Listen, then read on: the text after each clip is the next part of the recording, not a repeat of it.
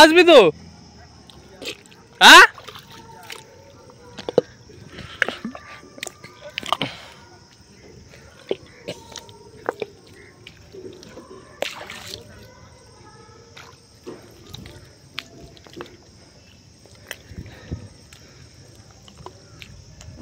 তো পুরো দেখতে পাচ্ছ বন্ধুরা, পুরো ঘন জঙ্গল। আর এর থেকে একা বেশি সাহস পাচ্ছি না ওই পারে যাওয়ার, কেন আমি একা এসেছি।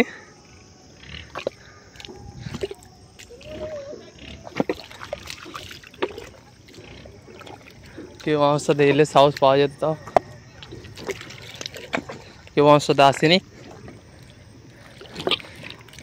প্যার প্যার করে গিয়ে যাচ্ছি বন্ধুরা।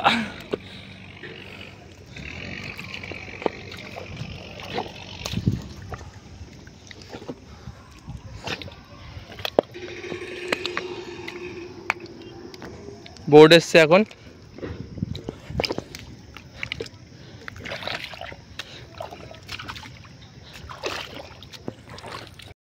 আমরা সুন্দরবনে ঘুরতে এসেছি, ঠিক আছে। তো আমরা জল দিতে এসেছিলাম, জল খালি করা হয়নি এখনো, ঠিক আছে। তো আমরা এখানে সুন্দরবনে এখানে চলে এসেছি। তো দেখতে পাচ্ছ কত সুন্দর জায়গা। তাদের আসতে বললাম, তারা আলো না, তারা ওখানে বসে আছে। আমি একা দেখতে এলাম, একা একা।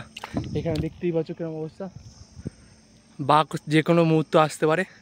আমি একা নিচে নেমেছি, আমার দম হাইফাই করছে। আমি বলি মরে যাবো কোনো ব্যাপার না, কিন্তু আমি একটু নিচে নামলাম। তারা আসবো বললে আসলো না। চলো ব্যাক ক্যামেরা। তাই বলছি তো গাইস, তো আমরা সুন্দরবনের দিকে এসেছি। সে রোদে রেস্ট নিচ্ছে কি রোদে, দেখতেই পাচ্ছ পুরো বাগান, আর এর ভিতরে বাঘ ছাড়া আছে।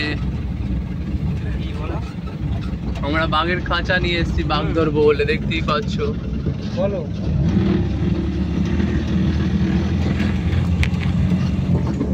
বুঝি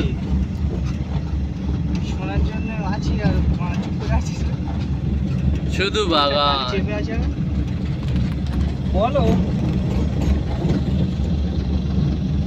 শুধু বাগান নাই নিচেতে নদী। তো হ্যালো বিয়াস, তো তোমরা দেখতেই পাচ্ছ। তা আমরা এসেছি ঘুরতে, ঘুরতে বলতে কাজের জন্যই এসেছি বন্ধুরা, জল নিয়ে, ঠিক আছে। জল খালি করার জন্যে, মানে আমরা লোডিং আনলোডিংয়ে কাজ করি, যখন যেটা পারি সেটা করে নিই। তো আমরা এই নদীর ধারে আছি, আপাতত ব্রিজ আছে, ব্রিজের সামনে আছি। তো তোমাদের জন্য একটা ছোট্ট করে ব্লগ দেখিয়ে দিলাম, মানে ভিডিও।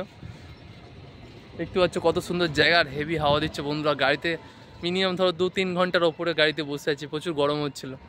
তার জন্য একটু নেমে হাওয়া খেতে চলে এলাম ব্রিজে। কিন্তু বেশিক্ষণ দাঁড়িয়ে থাকলে গাড়ি নিয়ে আবার পুলিশ চলে আসলে কেস দিয়ে দেবে, পুলিশের গাড়ি।